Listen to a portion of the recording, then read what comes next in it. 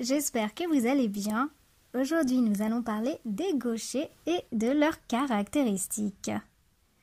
Commençons tout de suite avec le point numéro 1. Les gauchers sont-ils plus performants au travail? Nous avons tous en tête des exemples de gauchers célèbres comme Léonard de Vinci, Beethoven, Maradona ou Barack Obama.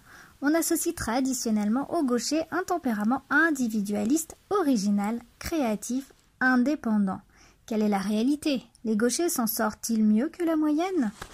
Ainsi, en présence d'un gaucher, vous pouvez formuler quelques prédictions raisonnables sur sa réussite socio-professionnelle. Selon les résultats scientifiques, un tel individu a légèrement plus de chances d'afficher une réussite en termes de statut et de salaire qu'un droitier de même âge. Mais les études d'épidémiologie montrent aussi que les gauchers vivent statistiquement moins longtemps. Et on ne peut pas tout avoir. Coucou tout le monde!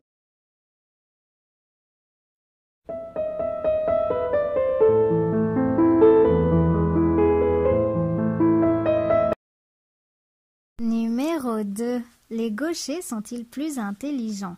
Si les gauchers obtiennent en moyenne de meilleurs salaires qu'eux et de meilleurs postes dans l'entreprise, c'est peut-être parce qu'ils sont plus performants. Pendant des siècles, le fait d'être gaucher a été mal jugé et découragé quand ce n'était pas associé à la bizarrerie, voire au malin. Mais depuis quelques décennies, la donne a changé. Les gauchers pourraient bien disposer de leur confère un avantage sur la concurrence. C'est du moins ce que suggèrent certaines études. Ainsi, les gauchers et les gauchères sont très différents et leur réussite scolaire est contrastée.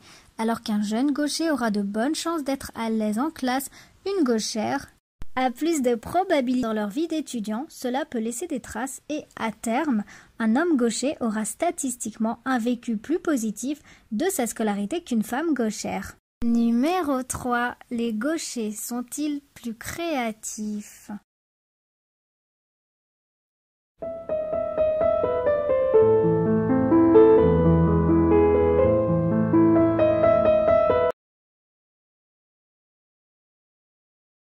Les gauchers sont-ils plus créatifs? Si vous recevez un gaucher pour un entretien d'embauche, faut-il s'attendre de sa part à de bonnes qualités d'imagination plutôt qu'à un esprit méthodique et fiable?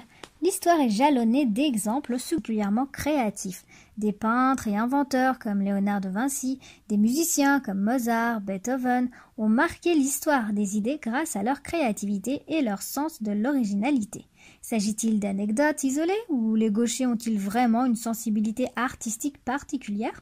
Des expériences ont posé la question. Disposer de facilité pour l'apprentissage et la pratique de la musique. Cela ne signifie pas obligatoirement que le gaucher que vous avez devant vous soit un grand musicien ou un grand créateur, mais vous avez plus de chances que ce soit le cas avec cette personne qu'avec un droitier. Encore une fois, pesez les probabilités.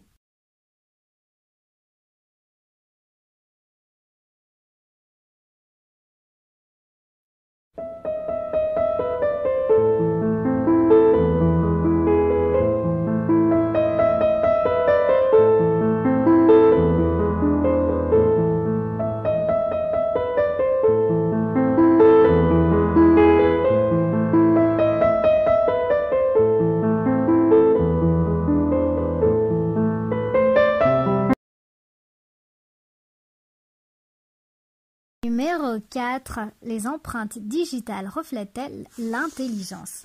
Les empreintes digitales étaient déjà utilisées à Babylone comme signature imprimée dans l'argile. En l'an 300, en Chine, elles étaient utilisées comme preuve dans des procès pour vol. Au XVIIe siècle, elles furent pour la première fois étudiées par des anatomistes qui décrivirent leur structure, leur individus. Ce n'est qu'à la fin du XIXe siècle qu'elles furent proposées en Angleterre comme moyen d'identifier formellement les personnes, puis classifier et comparer. Les empreintes digitales sont uniques pour chaque individu et diffèrent même entre deux jumeaux. Or, des expériences ont plus récemment montré qu'elles pouvaient donner un aperçu de l'intelligence d'une personne.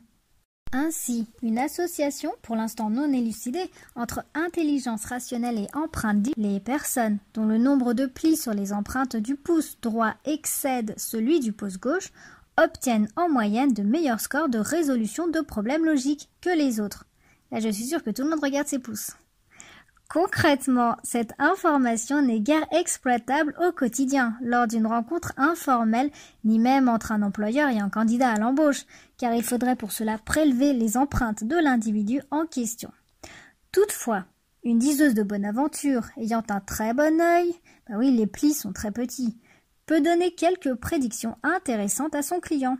Et lors d'une relation amoureuse débutante, certains le potentiel de raisonnement logique de leur partenaire en feignant de s'intéresser à la finesse de ses doigts. C'est tout pour aujourd'hui. Cette vidéo est à présent terminée. Je vous en remercie. J'espère qu'elle vous aura plu. N'hésitez pas à me laisser des commentaires si vous souhaitez que je fasse d'autres sujets sur ce thème. La prochaine fois, les droitiers par exemple. Donc n'hésitez pas. N'hésitez pas également à bientôt. Et d'ici là, prenez soin de vous.